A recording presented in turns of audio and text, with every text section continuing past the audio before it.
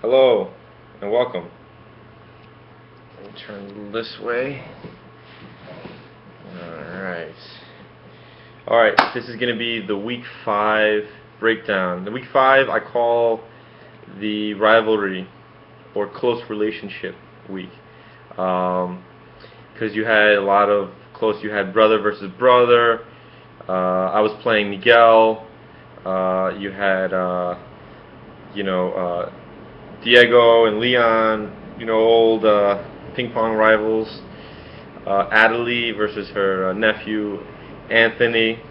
All right, Chris Medina versus Thomas. So it was a fun week to watch, and there was a lot of close games, so it made it even more fun to watch. I'm going to start with the highest score of the week. The biggest win was the Adams.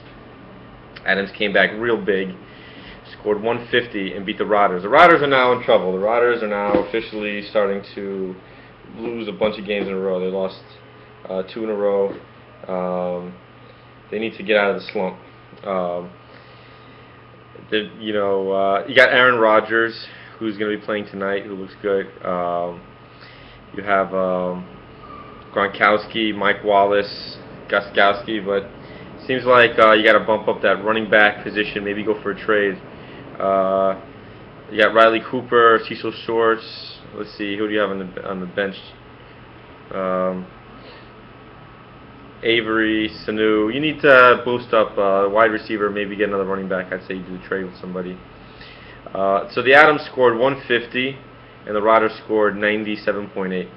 Adams 151.2. Big games. Jordy Nelson, almost 30 points. Larry Donnell, the tight end from the Giants, scored 3 touchdowns, 26.9 points. Keenan Allen, San Diego wide receiver, 19 points. Lions D, 14 points, 16 from Cutler. DeMarco Murray, he's got DeMarco Murray, 29 points. DeMarco Murray had a huge game. So between Murray, who was a touchdown, and just like he's leading the league in yards, Jordy Nelson, who scores like at least 2 touchdowns a game now, Larry Donnell, Keenan Allen, these guys are all scoring multiple touchdowns. Right now the Adams are blowing up and they look pretty tough. LeSean McCoy is kind of floundering a little bit, but McCoy's going to bounce back, we all know. So look out for the Adams. The Adams are really tough. Next, Yak Train, the Y Train. I got a win. All right, I got it against Miguel, and it was a good game because going into Monday night, I was down 16 points with Jamal Charles going. Jamal Charles has been hurt, hasn't done anything. Jamal Charles came up big, scored like 3 touchdowns, gave me 30 points, ended up beating the Kraken by 15. Kraken put up a good effort. Kraken scored 115. Had Reggie Wayne scored 22. The Dolphins D, big win against Oakland, so that was 25. Let's see, 15 from Victor Cruz. So Victor Cruz is kind of back. Jimmy Graham, 16, scoring points. Doug Martin came back for the Kraken. So the Kraken looks good. It got a big dud from Foles. If Foles would have put in another thing, probably would have beaten me. If Foles wouldn't have gotten 2.9 points, would have got like maybe 15 points and a little bit more maybe out of Rashard Jennings, and I would have been done. Kaepernick, 16 for the Yak Train. Eddie Royal came real big, gave me 26. Jamal Charles, I said, three touchdowns, 30 points. Chargers D, 17. Crosby put in 10. Sammy Watkins. I got a dud out of Ertz and Hyde, but I was happy with it. I'll take it. I'll take the win. Next win was brother versus brother here. We got Thomas and Chris. Chris 121, Thomas 113. Decent effort. Thomas got from Randall Cobb 27. Cobb is scoring mega points.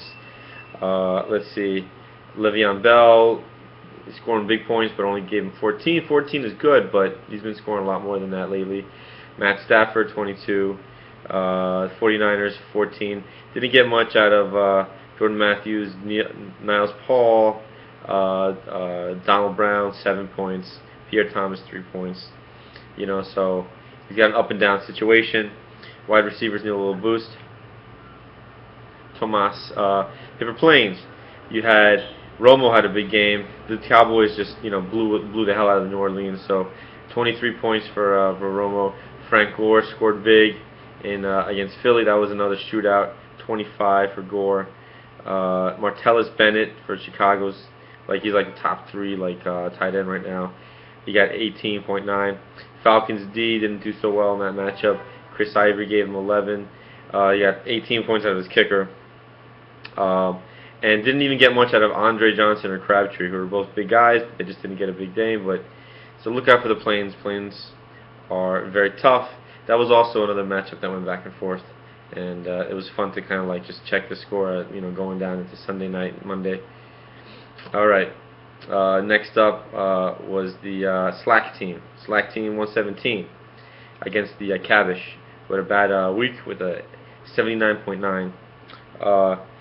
Slack got a bad week out of Cousins. So both Cousins and Nick Foles did bad after having those. Both had huge weeks against each other the week before. Kind of had weak games. But Alfred Morris gave her 16.5. Trent Richardson gave her 18. So he had a first big game of the year. Julio Jones 11. Travis Kelce, the tight end that was a good pickup from Kansas City. He got in the end zone a couple times. He got 19.3. Golden Tate 16. Texans D 20. Dan Bailey. So she was pretty rounded. Look for Slack team. Slack team is now in first place, the only undefeated team, 4-0. Slack team doing damage. Cavish is now 2-2. 26 from Rivers was pretty good. Ruben Randall 12.9. C.J. Spiller 13.2. The rest were single digits. McFadden, Calvin Johnson, he had a 2.2 effort, a big dud. Looks like he got a little banged up in that game. Cordero Patterson gave 8, which is alright. Antonio Gates, I think, also got a little banged up with only 4.5. Saints D came up a big flop, minus 1.4 against the Dallas in that blowout, and didn't get much out of the kicker. So that leaves us with our other previously undefeated team was Boston Strong. Boston Strong did lose first place and did take a loss to Laces Out. Now they're both 3-1. Laces Out put up one. I have it backward. Laces Out was undefeated, and Boston gave them defeat 114 to 110. So 114 was from Boston. Boston got the Matt Asiata 29.5. And looks like we don't even know if Adrian Peterson is even coming back. So picking up Asiata for Boston, huge. It's probably going to be really big for the rest of the year, or at least until Adrian Peterson. But we don't even know that situation. May not even come back. Drew Brees 20. Not much out of Edelman this week or Blount. T.Y. Hilton 15. Heath Miller 19.5. Bolden 8 out of the flex. Patriots got blown out against Kansas, so they only gave 2 points out of the D. Vinatieri 11. So Boston Strong is looking strong. And we got Laces. Laces took a defeat. I'm sorry, Laces were undefeated. Laces got Terry Bridgewater gave up, surprisingly, 24.4. I think got a little banged up in that game. Shane Vereen, not much. Antonio Brown has been a beast for the Laces. 30 points. 16 out of Delaney Walker, tight end, big pickup. James Jones 11 from Oakland. Brandon Marshall only 8.9. Panthers D minus 3.1. So Panthers got blown out. That was bad, but that was a tough bye week for the Laces. So Laces look really tough with some of these pickups. Keep in mind Peyton Manning and Emmanuel Sanders were on the bye week. Okay, for Laces. Had Laces started Eli Manning instead of Terry Bridgewater, she would have got 8 more points and would have taken the victory, 118 to 114. But them's the breaks. Eli was playing bad, so you can't blame a no start on Eli when he hadn't been putting up points like that. So that leaves us with the Grundoliers. The Grundoliers took a victory against the Lom Loms. Lom Loms get bumped down to 1-3. The Grundles 106. This was a good back and forth game. This went down to the wire. I think the Grundles were losing the whole way. Came back on that what was it, on Sunday night. on that Sunday night game. You had, let's see, the Grundles put up 30 from Andrew Luck, 20 from Forte, 11 from Des Bryant. Pierre Garcon Olsen had a bad week. Marcus Colston, gave an average like 7.5. Bills D came up big. Starting Bills D was pretty good. I guess Bills are getting a lot of sacks. Let's see, EJ Manuel for the Lom-Loms. The Lom-Loms lost RJ3, if you remember. So Lom-Loms replaced the quarterback with the Buffalo quarterback. Gave only 11. Eddie Lacy gave 12. Alshon Jeffrey 13. Not much of Steven Jackson. Steve Smith 30 points. Dwayne Allen, tight end from Indiana, 11. 7 from Macklin.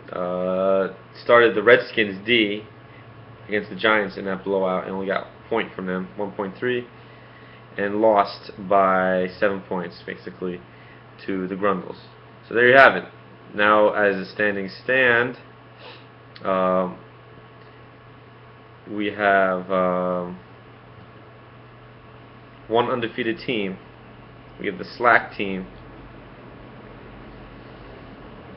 ahead of everybody with being 4-0.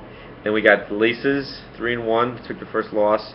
Boston Strong coming up big, 3-1. We got a whole bunch of 2-2s from the Smelly Grundles to the Paper Planes, the Adams, Cavish, and then the Yak Train. And then finally at the bottom of the list we got the Kraken, the Touchdowns, the Lom-Loms, and the Rotters. Still really early. I won't count anybody out or anybody taken off with this. In terms of .4 score, okay, the Grundles have scored the most points so far, followed by the Slack team, and then the Laces. So pay attention to that too, and then the Paper Planes. And the Kraken, even though it's 1-3, is only 5th in overall point total.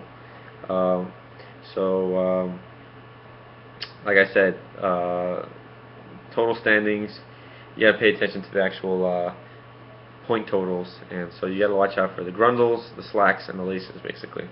Alright, that's it for the Week 5 breakdown. Next I'm gonna do a what to look out for in Week 6. So, good luck Week 6 in coming weeks, and I look forward to playing all of you individually.